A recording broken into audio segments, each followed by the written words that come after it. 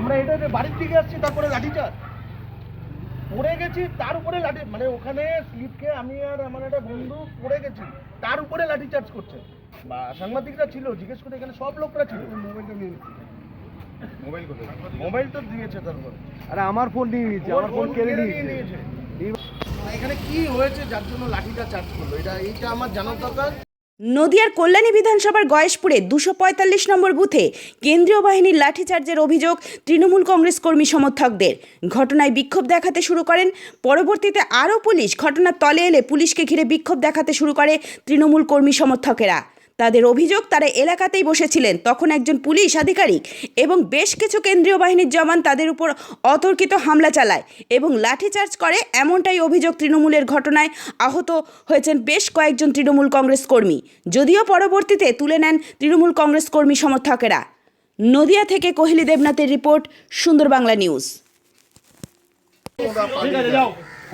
কিছু দুষ্কৃতী এসেছিল, তার নাম বিশ্বজিৎ পাল। সে তার ওয়ার্ড না, এটা তার ওয়ার্ড গয়েশপুর 1, 2 বা 3-এর মধ্যে একটা হবে।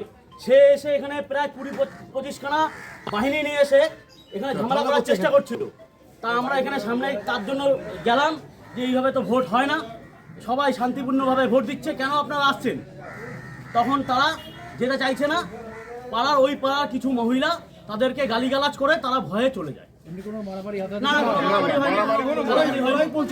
আমাদের একটাই উদ্দেশ্য যে কি মমতা ব্যানার্জি চাচ্ছে যে কি শান্তিভাবে ভোটটা হোক সব জায়গাতেই, কিন্তু বিজেপি এবং শান্তনু নির্দেশে কিছু কিছু জায়গায় ওরা এই অশান্তিটা বাঁধানোর চেষ্টা করছে। আমাদের এই 1 নং পিএল ক্যাম্পে কোনো ঝামেলা হচ্ছে না, কোনো অশান্তি হচ্ছে না, ওরা এসে সেরে সেরে ঝামেলা করছে। এখানে কত নম্বর বুথ এটা?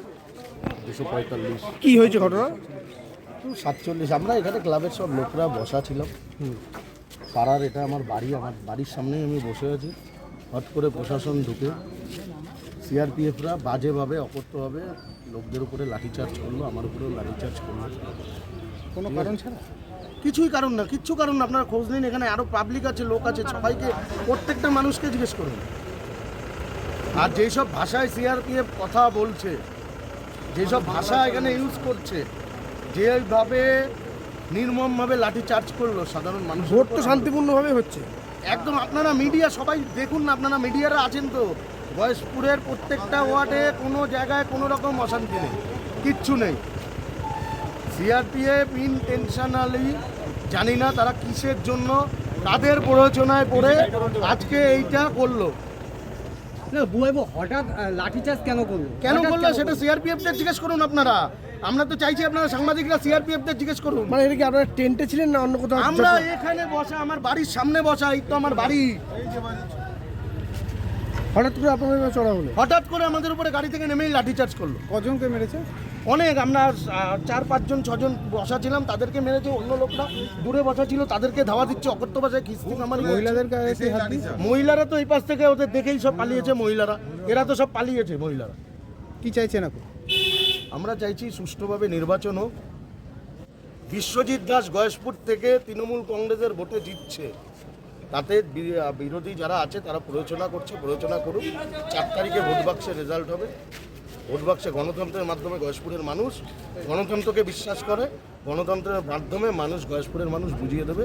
গয়েশপুরের মানুষ বিশ্বজিৎ দাসের পক্ষে, মমতা বন্দ্যোপাধ্যায়ের পক্ষে, অভিষেক বন্দ্যোপাধ্যায়ের পক্ষে। আপনার নাম, ডেজিগনেশন? আমার নাম দেবাশিস দাস, আমি গয়েশপুর আইএনটিটিউসির সভাপতি।